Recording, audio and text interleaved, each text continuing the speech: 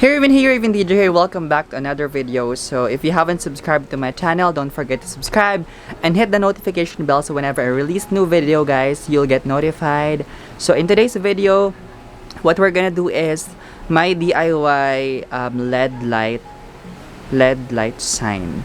So it's gonna be it's one of my goals, one of my dreams to have this LED light sign. Sobra naman. So usually you can see this to like vloggers out there, international vloggers and local vloggers. You may see this like in their room, especially when they're like decorating or when they're fixing their room transformation. You can see this on their background. If you're familiar with Ray Hermar and Rai Velasco, Ashley Garcia, those are the vloggers that I've watched that they have the same LED light, but it's not their name. It's like if I'm not mistaken, the Ray Hermar, it's the word courage. For Rai Velasco, I forgot. I just watched it last night. And then to Ashley Garcia, what she have is the Psalms. It's a Bible verse. So what I'm gonna do right now, it's a DIY only. Just to let you know guys, my initial plan is to order a custom made LED light design or LED light sign to, I forgot the name of that shop. Because before, I thought it's gonna cost me like around 10,000 or more, but I realized when I talked to this guy, he told me that it's gonna cost me 3,500. So I included that in my list when I go back to Manila.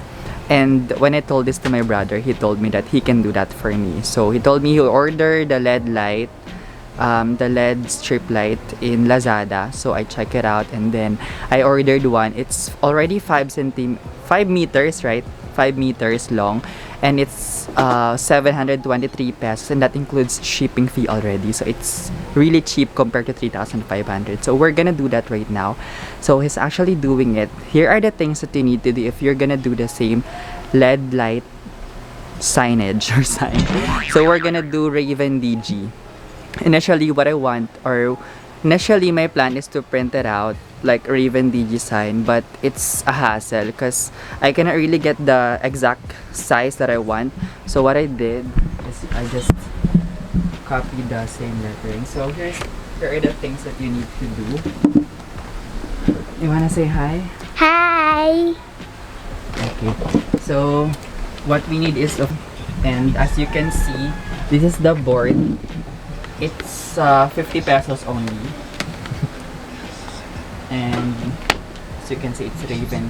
I did the lettering. I did the lettering. Now he knows how to do it because he's a graduate of electrical whatever. Yeah. You know him already guys. He's always doing everything for me, so I'm thankful you guys. Tap. Your brother's back. Doing it. Go. As you can see, that's ravendg. We'll see the result later. And then he did also the, what do you call this? Where's the? He removed it here. So this is the source, or we're gonna plug it in the power source later. You will connect it, like that. You will connect this one at the end of the LED light. So this is the mighty band. It's 55 pesos each. So we bought 2. And he's doing it now. The crucial part guys is because you need to cut it out. It's not gonna be like just all in one go like that. So he needs to cut it out. That's the crucial part of it. So if you don't know how to do it, maybe you can get assistance or you can just order one, the custom made already.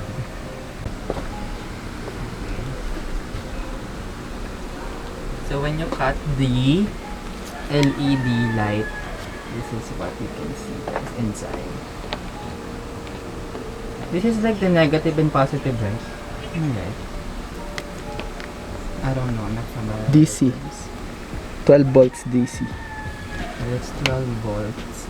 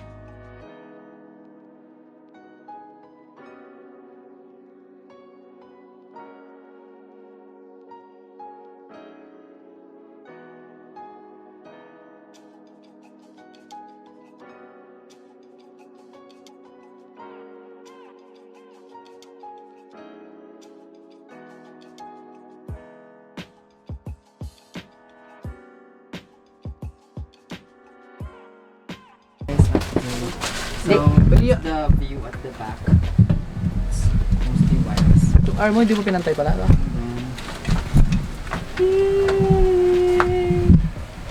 That's so cute. Look at that. Ganda, no? This is the final look.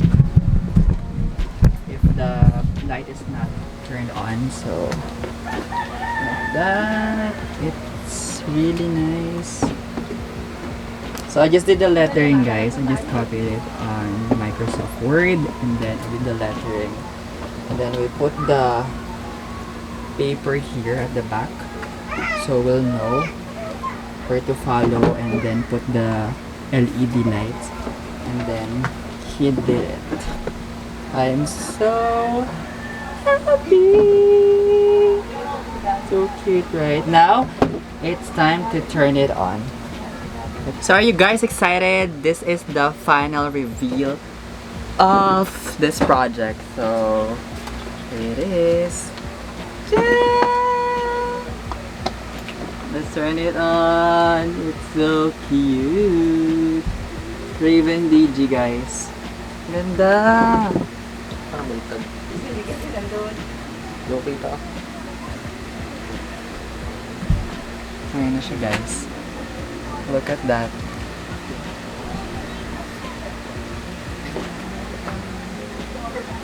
Amazing, right? So amazing. So, probably this is gonna be a business of my brother. We're still planning on that. But yeah, if you guys are interested, if you want to get the same one, then you can contact me directly on my Instagram, Facebook, or yeah, YouTube. You can comment, and then we can talk about it. How much it would cost you. You can probably get this for your business or for your room decor. So, dream come true. Thank you so much, Jack. Come here. Come over, guys. He did it by himself, just himself alone. So, are you proud of your work? Yes. Yes, of course. So, guys, I think I'll just put on the description box how much it would cost me, the specifics. So, I'm so happy. Now, on December, when I go back to Manila, you can see this piece of art. I'm calling it piece of art because, you know, it's really cute. Really nice. A dream come true for me, indeed. So, yun. I hope you guys enjoyed, and probably you can do it yourself alone. You can do the same thing. It's so cute, right? I can't move on. Thank you so much again for watching this video, guys, and I hope you guys enjoyed and like this video. Give this video a thumbs up, and don't forget to subscribe to my channel. Follow me to all my social media accounts, and as I always say, don't just dream, make it happen. See you on my next video. Bye! Say bye! Bye, come here! Bye! Bye-bye! Bye! Bye-bye ka, bye-bye. Bye! Bye-bye. Bye-bye! Yun, camera. Oh, look at the camera! Bye-bye. Bye-bye ka, bye-bye. Bye! Like and subscribe! Bye, guys!